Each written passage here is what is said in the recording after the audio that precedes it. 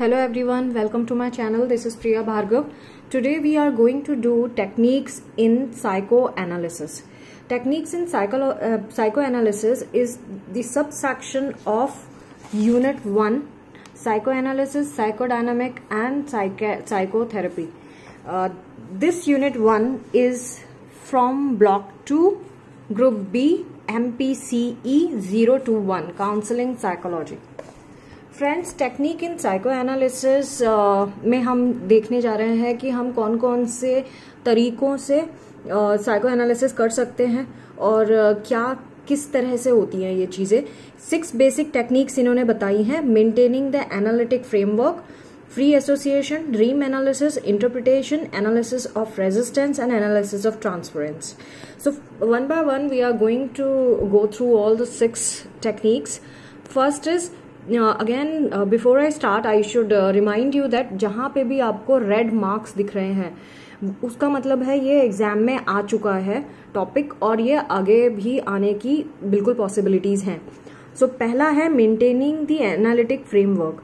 सो पूरा जो प्रोसीजर होता है हमारा, इसमें जितने भी हम एनालिस्ट जो भी करता है ट्रीटमेंट, उसमें कुछ चीज़ें बहुत ज़रूरी होती है, जैसे कि anonymity, regularity, consistency of meetings and conclusion of sessions on time. यानी कि अगर आप कंसिस्टेंट हैं, जो आपने टाइम दिया है, जो अपॉइंटमेंट दिया है, उसी पे ही उसको पेशेंट को ट्रीट कर रहे हैं, उसी टाइम पे, जितने टाइम पीरियड का है आपका सेशन, आप उसको उसी टाइम पीरियड के अंदर ख़त्म कर रहे हैं. आप रेगुलर हैं, जो आपने वीकली टाइम दिया है तो आप वीकली अटेंड कर रहे हैं, ट्वाइस अ वीक है तो आप ट्वाइस अ वीक अटेंड कर रहे हैं. सो इस तरह से अगर आप टाइम से सारा कुछ जो आपने पूरा सेटअप किया है ट्रीटमेंट का सेशंस, उसको अगर आप रेगुलर वे में करते हैं ट्रीट, सो ये भी एक तरीका माना जाता है पेशेंट को ट्रीट करने का. तो कंसिस्टेंट फ्रेमवर्क अगर होता है तो ये भी थेरापेटिक फैक्टर ही माना जाता है. जो ये प्रोसेस है ये स्ट्रेस करता है, साइको एनालिटिक प्रोसेस जो है ये स्ट्रेस करता है कि हम एक फ्रेमवर्क ज़रूर बनाएं जब भी हम कोई थेरेपी देते हैं. तो ये फर्स्ट टेक्निक है कि आपको एक पर्टिकुलर डिसिप्लिन में फॉलो करना होगा. सेकंड है free association. Again red mark, यानी कि ये एग्जाम में आ चुका है और आगे भी आएगा. फ्री एसोसिएशन प्रोवाइड करता है एक अनकॉन्शियस माइंड में घुसने का पेशेंट के. हम बिलीव करते हैं कि जो भी हमारे मेंटल इवेंट हैं वो एसोसिएट होते हैं पुराने अनकॉन्शियस माइंड में पड़ी हुई चीज़ों से. मतलब कि बचपन की कुछ एक्सपीरियंस हो गए, कुछ ऐसे फीलिंग्स हो गई या इमेजेस हो गई या थॉट हो गए जो हमेशा अंदर रहते हैं अनकॉन्शियस में, और उनको बाहर निकालना बहुत ज़रूरी है. क्योंकि अगर ये अंदर रहे बहुत टाइम तक तो ये हमारे फीलिंग्स और बिहेवियर्स प्रेजेंट लाइफ में बहुत असर डालते हैं, हमारे कॉन्शियस माइंड में इनडायरेक्टली एक्ट करते हैं और हमें सफ़र करना पड़ता है इसकी वजह से. सो इसमें हम क्या करते हैं, इंडिविजुअल को एक काउच पे लेटने के लिए बोलते हैं जो पार्शियली डार्क रूम होता है, और उसको अलाउ करते हैं इंडिविजुअल को कि वो बिना कटपिट किए अपने थॉट्स को, जैसा उसके दिमाग में आ रही है, उस टाइम पे जो वो सोच रहा है या फील कर रहा है, बिना कैलकुलेट करे हमें क्लियरली बताए कि क्या चल रहा है. सो जो जिस तरह के वो रेस्पॉन्स देता है फ्री एसोसिएशन सेशन में, उसी को ही हम देखते हैं, समझते हैं, और हमें पता चलता है कि उसके अनकॉन्शियस माइंड में जो चीज़ें हैं जब बाहर आती हैं, जिसे कॉन्शियस माइंड यानी कि ईगो ने कंट्रोल करके रखा था, तो हमें ये पता चल जाता है कि वो उसको किस तरह से अफेक्ट कर रहा है.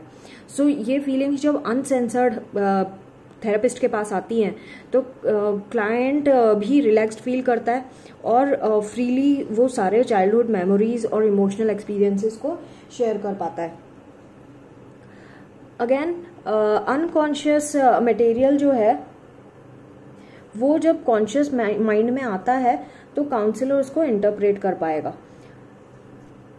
हम अगर अपने थॉट्स को यानी कि क्लाइंट अपने थॉट्स को डिनाई करता है या उसको ब्लॉक करता है तो ये उसके लिए खतरनाक है. तो फ्री एसोसिएशन बेसिकली इसी चीज़ से डील करता है कि जो ब्लॉक्ड थॉट्स हैं और जिस चीज़ को वो डिनाई कर रहा है इतने सालों से वो सामने आए और वो अपने आप को समझने की कोशिश करे कि वो इस तरह से क्यों कर रहा है कुछ भी चीज़ें।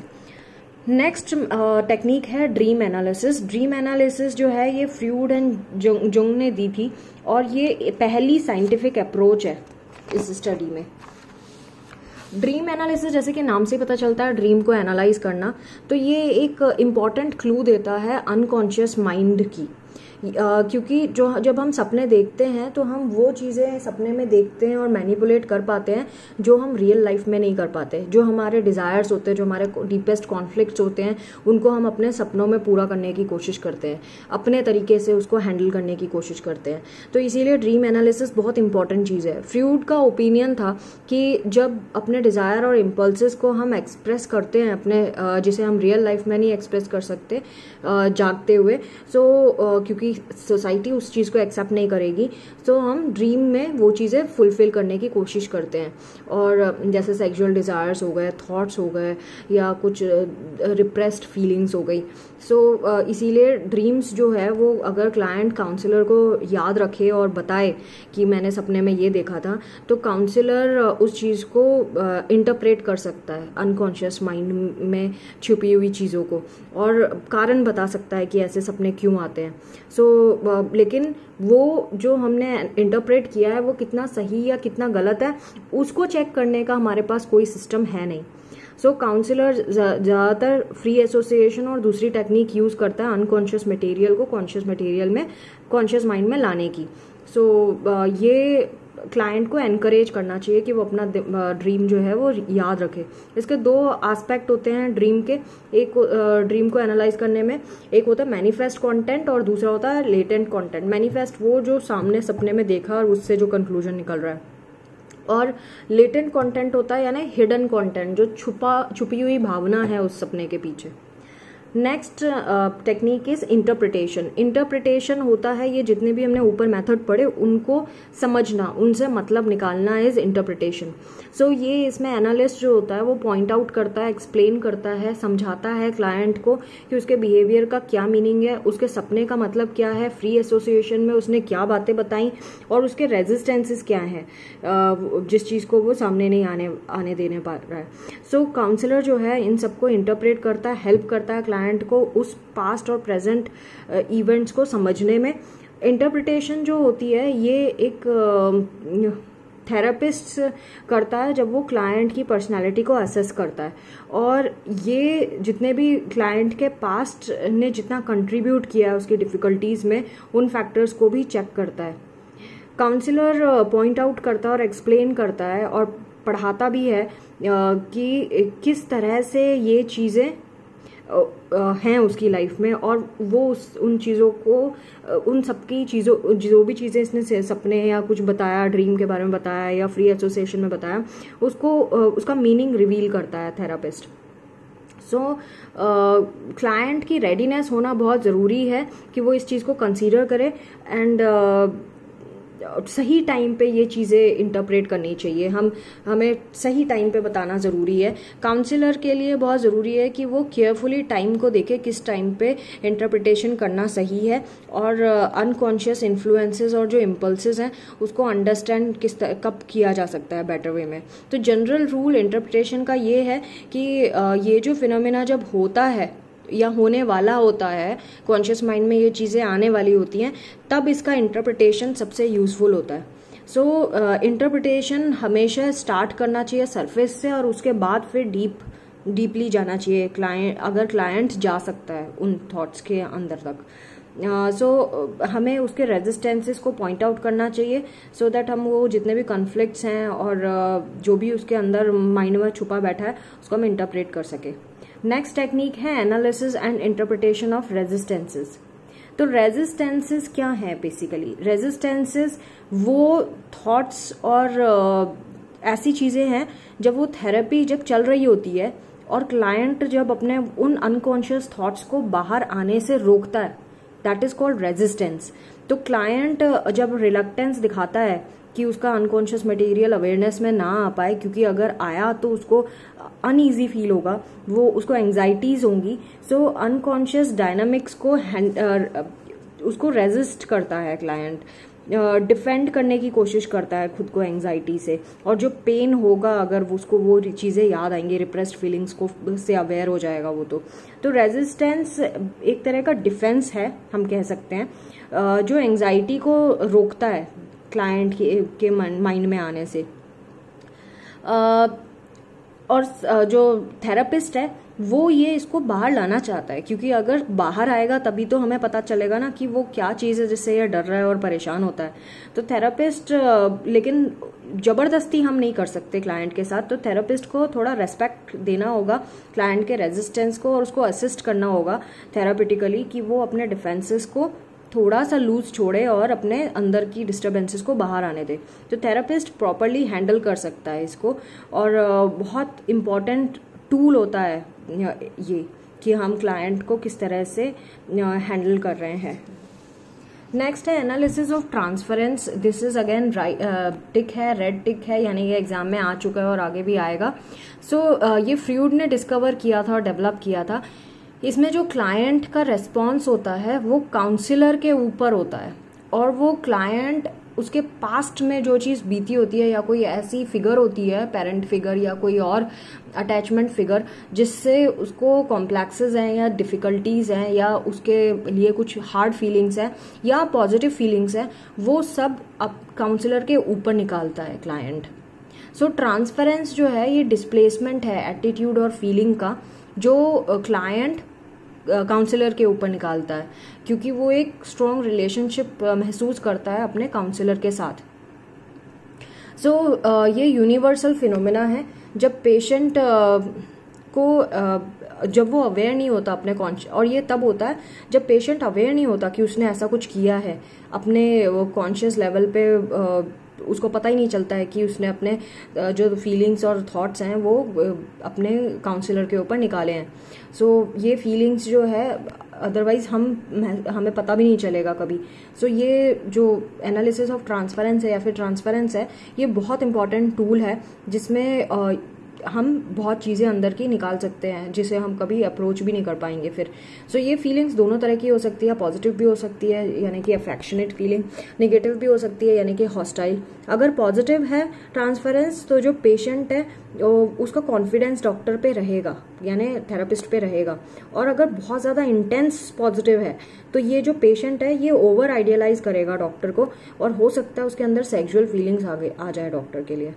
अगर नेगेटिव ट्रांसफरेंस है तो पेशेंट एंग्री हो सकता है डॉक्टर के ऊपर, रिसेंटफुल हो सकता है, और पेशेंट के डिज़ायर और एक्सपेक्टेशन जो होंगे वो रियलाइज अगर डॉक्टर नहीं कर पाया तो ये बहुत नॉन कंप्लायंस हो जाएगा, काउंटर ट्रांसफरेंस जिसे कहते हैं। सो ये जो फिनोमेना होता है वो इमोशनैलिटी को इंक्रीज कर देता है, ट्रांसफरेंस का फिनोमेना। और कभी कभी ये बिहेवियर और जजमेंट जो होता है पेशेंट का इस थेरेपिस्ट के साथ रिलेशनशिप में, उसको भी ऑल्टर कर सकता है यानी चेंज कर सकता है। हो सकता है अब क्लाइंट थेरेपिस्ट को एज अ थेरेपिस्ट ना देख के कुछ और अट्रैक्टिव फिगर के फॉर्म में देखने लगे, या अगर नेगेटिव है तो हो सकता है हेट्रेड के फॉर्म में देखने लगे।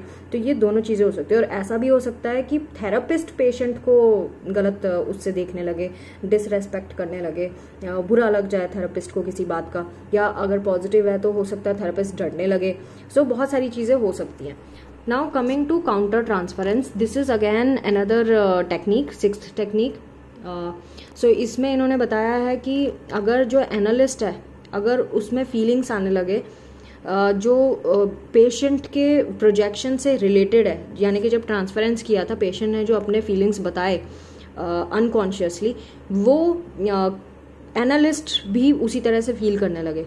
तो जब ये क्लाइंट और उसका जो रिएक्शन है काउंसलर का, क्लाइंट के क्लोज फ्रेंड्स और रिलेटिव्स की मतलब कि जो भी क्लाइंट ने किया, अगेन मैं पहले एक्सप्लेन कर चुकी हूँ तो अभी इसमें कुछ ज़्यादा बचा नहीं है, कि अगर काउंसलर एनकरेज करे ट्रांसफरेंस को तो ये पॉजिटिव और नेगेटिव फीलिंग्स एक्सप्रेस कर देता है क्लाइंट। बट जो एनालिसिस ऑफ ट्रांसफरेंस में तो ये होना ही चाहिए, लेकिन काउंटर ट्रांसफरेंस तब आ जाता है जब काउंसलर का भी कुछ रोल होने लगता है इसमें। जो क्लाइंट को इंसाइट तो मिल जाती है इन चीज़ों से, क्लाइंट को पता चलने लगता है कि वो कौन सी चीज़ें थी जो उसको डिस्टर्ब कर रही थी और अब वो आगे क्या कर सकता है और वो कैसे आगे की लाइफ को हैंडल कर सकता है और अपने पुराने कॉन्फ्लिक्ट्स को कैसे डील कर सकता है और फिक्स कर सकता है, इमोशनल ग्रोथ जो उसकी रिटार्ड हो रही थी उसको वो हैंडल कर सकता है। सो ये बहुत इंपॉर्टेंट टूल है। लेकिन काउंटर ट्रांसफरेंस जब हो जाए, यानी कि थेरेपिस्ट का जो रिएक्शन है वो भी आने लगे, तो वो थोड़ा नेगेटिव साइड में चला जाता है। तब थेरेपिस्ट को वो थेरेपी छोड़नी पड़ेगी और रिफर करना होगा क्लाइंट को किसी और थेरेपिस्ट के पास। So friends, this was all about the techniques that we studied, techniques of psychoanalysis. I hope my videos are a bit useful to you guys, and do not forget to like my videos, subscribe my channel, share my videos in your groups and pages so that most of the students get profit out of it. And thanks for watching. Take care. Bye bye.